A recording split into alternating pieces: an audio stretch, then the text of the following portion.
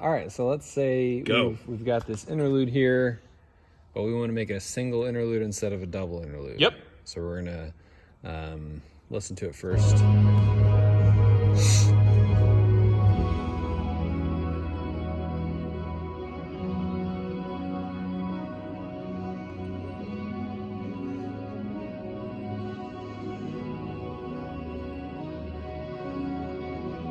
I'm going to delete this one for demonstration purposes. Yep. So how I'm going to do this is I'm going to click on the marker. So this, you see this little tick up here and up here? I see it, man. That's kind of selecting that whole area. And then I'm going to delete. Was that there before? What? Was that marker already there? No. I see it. I clicked on it, yep. yeah. So I'm going to delete that amount of time, and it's going to pull out all that content, and it's going to move the bridge to start at measure 252. Got it. Instead of 256 where it is right now. But first, if I do that, it's going to delete all this content, including this bridge cue. So pro tip, move your cue forward first. Then delete your content. So I'm going to select that. I've got those ticks up there, so that's the space that I have selected. And I'll go edit and delete. Nope, not delete. Delete time, or Command Shift Delete. So I pulled that. Everything after that was at 256 got pulled forward, including like the future songs. If you were to just hit delete, what would that do? So I'll undo what I just did. If I just do delete, it'll just pull out that marker clip. I see. So we'll do Command Shift Delete. Deletes time and pulls everything forward. And this is... So I could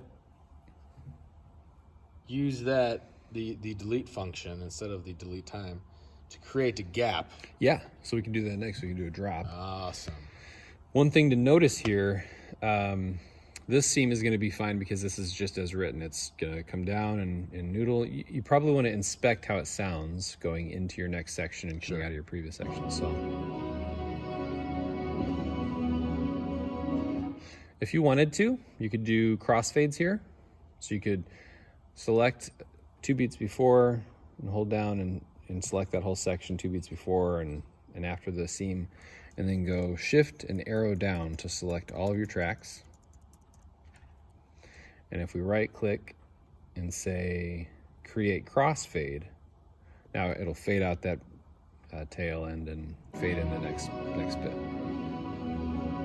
So that's usually a really smooth way to do it. The final thing you have to notice, this little guy got shrimpy compared to the other ones.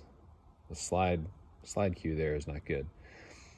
If you zoom in and take a look here at this one that looks normal, it's got this little MIDI note right there. That at the first, like the downbeat of the slide cue is what's firing the note.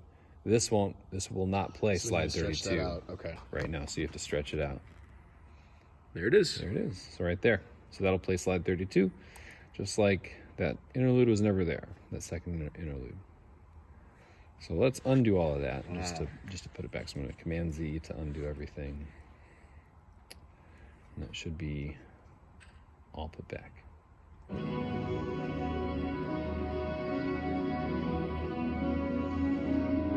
Cool. And so if we, now let's say we're building up and we're going to do a drop at that chorus. I'm going to zoom in at that first beat. And I'm going to let that kick hit the drums right there, and I'll start my drop probably right here. So I'm going to go with my cursor there. I'm going to just do shift and arrow down to select all of the tracks right there. Gotcha. And then I can put a split in here by right-clicking. I think I just accidentally right-click and go split. You know what? For some reason, it's only doing the one that I right-click on. So I'm going to cheat a little bit and use the hotkey. With Command E, you can do a split on all of them. Holy moly. So that just split all of them. Now, if I select all of these, I can slide them back to come in, maybe kind of swell in on this second measure. So let's listen to that. probably want to do a fade here. Yep. So if I kind of select the area that I want to fade and then shift and arrow down, I can right click and do create fade out. Maybe you want to have like one of your electrics keep going for a while and just kind of let that ring out. Sure. When you're working with fades, also this little symbol up here is your envelopes toggle. So you can actually stretch it or shrink it. Exactly. So I'm going to turn that on, and then you can see. Oh boy, I just changed a bunch of stuff. Well, I think this would. It's not doing what I thought it would do. But if we just select that area that I want to fade, I can create a new fade. So that's a longer fade out. Maybe you want to do that with the bass or something. With everything. Yeah. And then same thing, I want it to swell back in on that second measure. So I'll select my fade area, and then I'm holding shift and just arrowing down, and then I'll right click and say create fade in. So this is our fade. Kind of sizzling, and then bam, and then the third measure, So there's putting a drop in. That's how that would go. You could, if you want to get fancy, you got chorus cue. If you want to put a special cue in there, you'd unfold this little triangle, and then go local Ableton files, templates and tools, cues,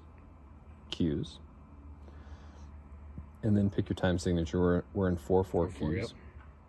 You can do a break cue, maybe on the third beat.